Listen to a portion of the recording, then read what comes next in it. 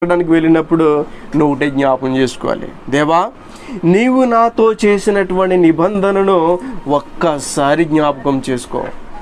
ఎలా చేస్తావు ప్రార్థన? ఎస్ కదా నాయనా, జల ప్రవాహం రాకుండానట్లుగా నువ్వు ఎలాగైతే ఇంద్రధనుసుని జ్ఞాపకం చేసుకుంటూ ఉన్నావో నన్ను కూడా కదా రాకున్నట్లు దేవుడు నిబంధన చేశాడు. మరి నీకు నాకు నిబంధన చేశాడు. ఆ నిబంధనను బట్టి నువ్వు ముందుకు సాగాలి. ఏం చేయాలి? దేవుని సన్నిధిలోకి వెళ్ళి ఏం అడుగుతావు? దేవా నీవు నాతో చేసిన నిబంధన కనుగొన్నావా, తెలుసుకున్నావా?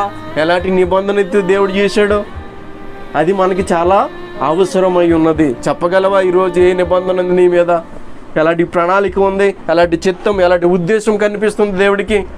చూడగలుగుతున్నావా ఈ రోజుకైనా? చూడలేకపోతూ ఉన్నాం. ఏ యొక్క దర్శనం కదా, ఏ యొక్క స్వప్నం